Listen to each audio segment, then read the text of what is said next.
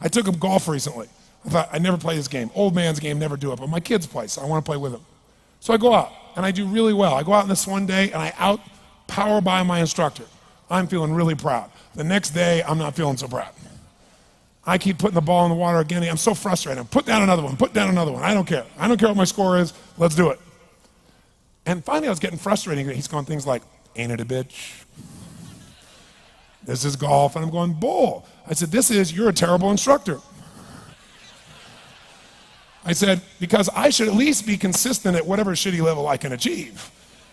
I said, I know I'm not Tiger Woods, but I should be able to be consistent, and you're just telling me it's difficult. Telling me it's difficult is not helping.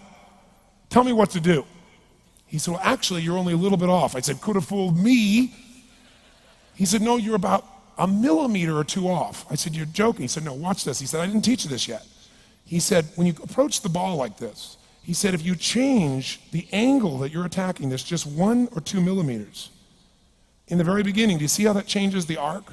This one, instead of being on the green, by 1 millimeter, now you're in the water. 1 millimeter over here, you're in the sand. He said, and also you're hitting the ground by 1 millimeter sometimes. You're not stroking it, just 1 millimeter. I thought, what a great belief system that when all hell's breaking loose and nothing's working, that you're only 1 millimeter off. Because most people think it's impossible, so they give up. Isn't that true? And in real life, it's true. So 2 days later, I'm going to see one of my clients. I do a lot of coaching, and I have a man who's the top plastic surgeon in the world. He's going through some tough times in aspects of his life. But this is a guy that gets paid by Sultan of Brunei $1 million to fly over and do 3 people's faces. He is the #1 plastic surgeon in the world. He can make anyone who's ugly look spectacularly beautiful. He showed me pictures of a woman who's 84 years old. He made her look 40 and gorgeous, no exaggeration. But you know what? I'm waiting for him in his office, and he's still in surgery. So he's got a new book he's creating to teach other surgeons around the world. And I'm going through it, and it's got pictures of the top 100 supposedly most beautiful women in the world's faces. And then men. I wasn't paying attention to that one. I just kept turning the pages, right? But I noticed something. He's got all these measurements. And he has mathematically calculated what it takes to make someone look gorgeous, man or woman. And it's a few millimeters. Interesting. For example, on a woman, the distance between the top part of your lip and your nose, this little distance, the measurement of that, if you're beautiful, gorgeous, is the same size as your eye. If it's 1 millimeter more, you have an average face. If it's 2 millimeters more, you are butt ugly. Okay. The difference between butt ugly and gorgeous is 2 millimeters. He's got about a dozen of these little 1 or 2 millimeter changes he makes, and it's a different person. It is unbelievable.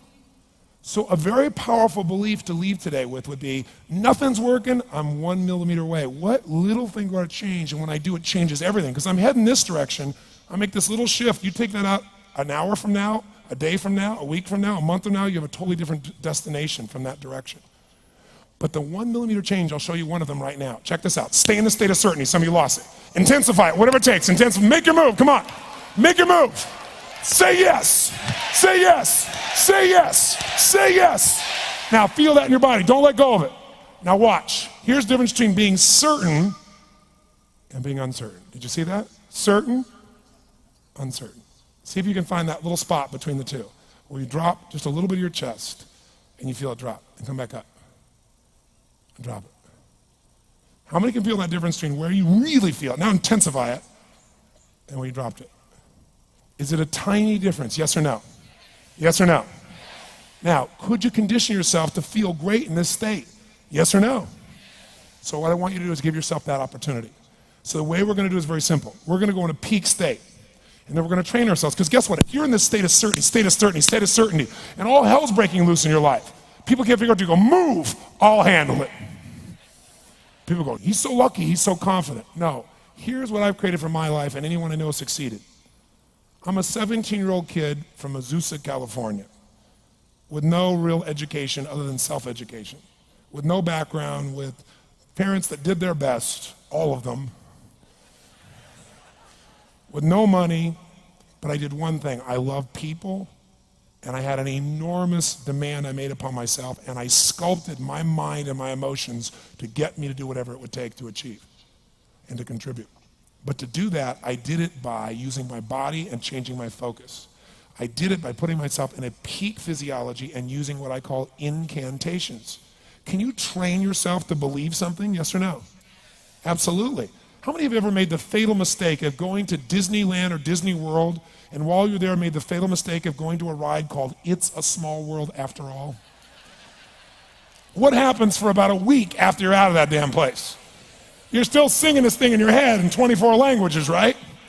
Well, let me tell you something. How many of you have things when you want to go achieve them and this part of your voice goes, oh, it's not going to happen, or forget it?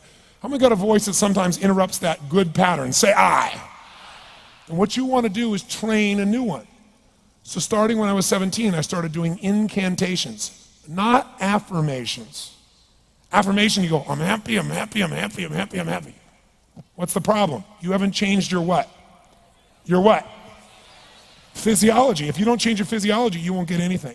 So an incantation is not only you speak it, but you embody what you're saying with all the intensity you can. And you do it with enough repetitions that it sticks in your head. Like It's a Small World, now the conversation in your head is always the same and it gives you what you want.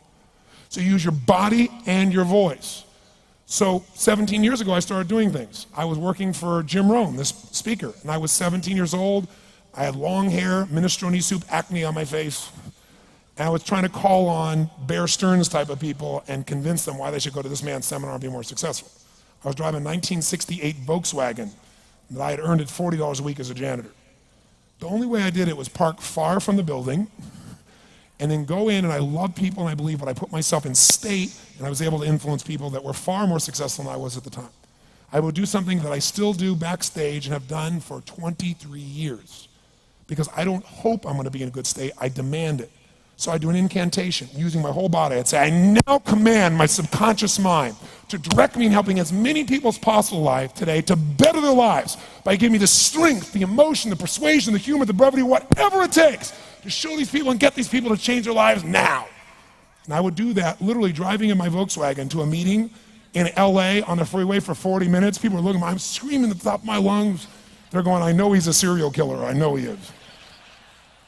But by the time I entered that room, when two people meet, if there's rapport, the person who's most certain will always influence the other person.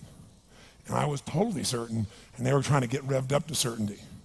Do you agree with this? Yes or no? I do another one because I was poor. I changed my mindset. I kept doing things, but I never got beyond it.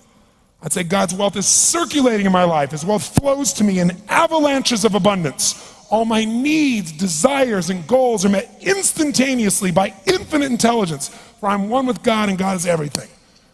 And I would imagine the abundance of my life, and I would feel so grateful. And a year later, I went from making $38,000 a year to making $1 million a year in 1 year. Because successful people do what failures won't. You follow me on this? You know?